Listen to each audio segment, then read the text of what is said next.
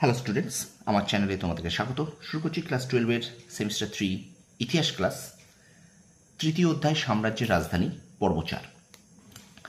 আমরা আগে এই তৃতীয় অধ্যায় সাম্রাজ্যের রাজধানী এই চ্যাপ্টার থেকে 3টে পর্ব করেছি, তোমরা নিশ্চয়ই দেখেছো। তো এখন আমরা এই তৃতীয় অধ্যায় সাম্রাজ্যের রাজধানী এই পর্বটা থেকে এই এপিসোডটা, আমাদের এই ক্লাসটা 4 নম্বর পর্ব হতে চলেছে। ঠিক আছে, ভিডিওটা মন দিয়ে দেখবে, প্রথম থেকে শেষ পর্যন্ত দেখবে। প্রত্যেকটা প্রশ্ন কিন্তু খুব ভালো করে খেয়াল করতে হবে, কারণ তোমাদের কিন্তু প্রায় 5-6 টাইপের এমসিকিউ দেবে, তোমরা নিশ্চয়ই সেটা জানো। ঠিক আছে, নতুন করে কিছু বলার নেই। আরেকটা কথা বারবার বলবো, যে জিনিসটা পড়ছো আমি সবসময় প্রত্যেক দিন প্রত্যেক ক্লাসে বলে থাকি, প্রত্যেক ভিডিওয়ে বলে থাকি, রিভিশন বারবার দাও। সময় খুব কম, সময় অপচয় করো না। যে জিনিসটা পড়া হয়ে যাচ্ছে তাকে ফেলে রেখো না, সেগুলোকে রিভিশন দাও। রিভিশন যত দেবে, একটা ইউজ সিলেবাস, যত রিভিশন দেবে তত তুমি কিন্তু তোমার পড়া মনে থাকবে। কারণ এমসিকিউ বা শর্ট প্রশ্ন মনে রাখতে গেলে রিভিশন বারংবার দিতে হবে, কারণ এটা কিন্তু লং কোশ্চেন নয়। এখানে 40টা এমসিকিউ বোর্ডের প্রশ্ন এবং তোমাদের বাইরের স্কুলে গিয়ে পরীক্ষা দিতে হবে। ঠিক আছে, তো কথাগুলো বোঝা যাচ্ছে। তো চলো শুরু করে দিই ক্লাসটা। ক্লাস 12 সেমিস্টার 3 ইতিহাস অধ্যায়, তৃতীয় অধ্যায়ের সাম্রাজ্যের রাজধানী পর্ব 4। চলো শুরু করি ক্লাসটি। দেখো, প্রথম প্রশ্ন বলছে, প্রত্যেকটা প্রশ্ন কারণ ভীষণ ভীষণ গুরুত্বপূর্ণ, প্রত্যেকটা প্রশ্ন মন দিয়ে তোমরা দেখবে। ঠিক আছে, কারণ এখানে কিন্তু এমসিকিউ আকারে এমসিকিউ পড়বে, শূন্যস্থান এমসিকিউ পড়বে, তারপরে তোমাদের স্তম্ভ মেলা এমসিকিউ পড়বে, সত্য মিথ্যা এমসিকিউ পড়বে, ক্রমবর্ধমান অনুসারে সাজাও এমসিকিউ পড়বে, ভ্যারাইটিস টাইপস অফ এমসিকিউ তোমাদের পড়বে। এই নিয়ে 40টা এমসিকিউ। ঠিক আছে, সুতরাং 40-এর 40 পেতে হবে, এই মানসিকতা নিয়ে পড়তে হবে। চলো শুরু করি ক্লাসটি। বলছে, বাহমনি রাজ্যের প্রধান ধর্ম কী ছিল? উত্তর হবে ইসলাম। 2 নম্বর প্রশ্ন, বাহমনি স্থাপত্যকলার শ্রেষ্ঠ নিদর্শন কি? উত্তর হবে কর্ণাটকের গুলবর্গার বিখ্যাত জামা মসজিদ। 3 নম্বর প্রশ্ন বলছে, বাহমনি রাজ্যের দুর্বলতার পর দক্ষিণ ভারতে কটি সুলতানি বংশের উদ্ভব ঘটে? উত্তর কিন্তু 5টি। এই 5টি কিন্তু ভীষণ ভীষণ মনে রেখো, ভীষণ ইম্পর্টেন্ট। দেখো, আহমেদনগরের নিজামশাহী বংশ,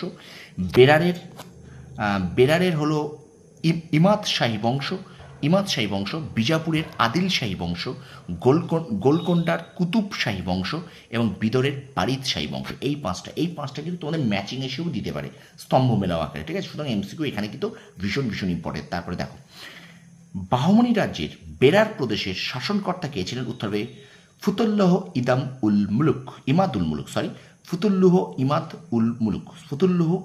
উল মুলুক। ঠিক আছে, তারপর দেখো, কে আহমেদনগর প্রতিষ্ঠা করেন? উত্তর হবে জুন্নারের বাহমনি শাসক মালিক আহমেদ।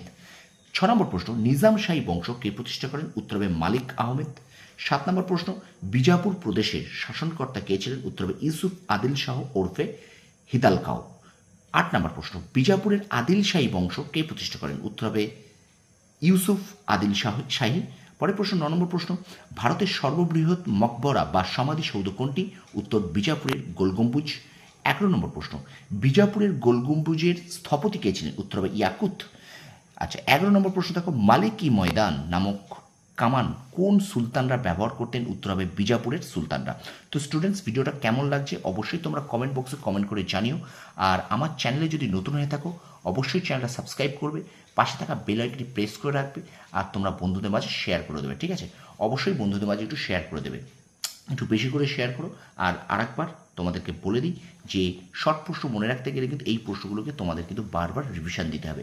যত বেশি রিভিশন দেবে তত তোমার কিন্তু শর্ট প্রশ্ন মনে থাকবে, তত তুমি কিন্তু তোমার মাথায় শর্ট প্রশ্ন থাকবে। ঠিক আছে, চলো কন্টিনিউ করি ভিডিওটা। পরের প্রশ্নটাকে বলছে, 12 নম্বর, মালিকি ময়দান নামক কামানটি কে তৈরি করেন? উত্তর হবে হুসেন রুমি। আচ্ছা, 13 নম্বর প্রশ্ন, কিতাব ই নবরস গ্রন্থটি কার লেখা? উত্তর হবে তৃতীয় ইব্রাহিম আদিল শাহ। পরে প্রশ্ন দেখো, গুলসান ই ইশক গ্রন্থটি কে রচনা করেন? উত্তর হবে নুসরতি। 15 নম্বর প্রশ্ন, তারিখ ই ফিরিস্তা গ্রন্থটি কে রচনা করেন? উত্তর হবে ফিরিস্তা। 16 নম্বর প্রশ্ন, কাকে দক্ষিণ ভারতের আগ্রা বলা হতো? উত্তর হবে বিজাপুর। 17 নম্বর প্রশ্ন, গোলকোন্ডা প্রদেশের শাসনকর্তা কে ছিলেন? উত্তর হবে কুলি কুতুব শাহ। 18 নম্বর প্রশ্ন, কুতুব শাহী বংশ কে প্রতিষ্ঠা করেন? উত্তর হবে কুলি কুতুব শাহ। 19 নম্বর প্রশ্ন, গোলকোন্ডা রাজ্যের অর্থনীতির মূল ভিত্তি কী ছিল? উত্তর হবে ব্যবসা বাণিজ্য। 20 নম্বর প্রশ্ন, গোলকোন্ডা কোন খনির জন্য বিখ্যাত ছিল? উত্তর হবে হীরের খনি। 21 নম্বর প্রশ্ন, বিখ্যাত কোহিনূর কোথায় পাওয়া গেছিল? উত্তর হবে গোলকোন্ডা। 22 নম্বর প্রশ্ন, আহমেদনগর রাজ্যের প্রথম রাজধানী কী ছিল? উত্তর হবে জুন্নার। 23 নম্বর প্রশ্ন দেখো, হায়দ্রাবাদের চার মিনার কে প্রতিষ্ঠা করেন? উত্তর হবে মোহাম্মদ কুলি কুতুব শাহ।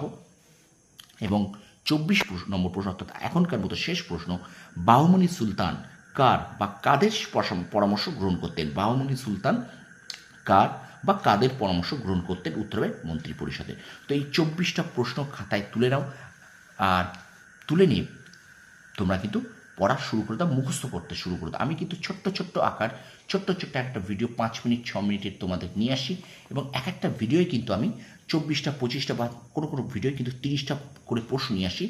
সুতরাং এই প্রশ্নগুলো তোমরা যদি দিনের দিন রেডি করতে পারো, আমার ভিডিওটা যদি দেখে তোমরা দিনের দিন রেডি করতে পারো, তোমরা কিন্তু অনেকটাই পড়া এগিয়ে যাবে। এবং তোমরা অবশ্যই এগুলোকে রিভিশন দাও, ঠিক আছে? যার কাছে যে টেক্সট বই যদি কিনে থাকো, সেই টেক্সট বইটা মন দিয়ে দেখো, ঠিক আছে?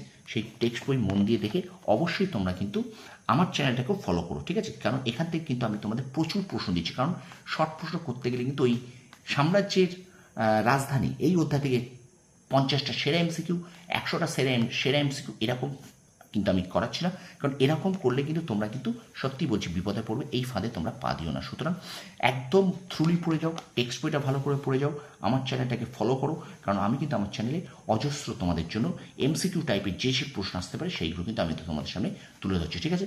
ভিডিওটা ভালো লাগলে কমেন্ট করো, লাইক করো, আর বেশি করে অবশ্যই একটু শেয়ার করো। আর আমার চ্যানেলে যদি তোমরা নতুন হয়ে থাকো, অবশ্যই আমার চ্যানেলটা সাবস্ক্রাইব করো, আর তোমার বন্ধুদের কাছে একটু বেশি পরিমাণে করে শেয়ার করে দাও। তোমরা সফল হও, তোমাদের সাফল্য কামনা করি। ধন্যবাদ।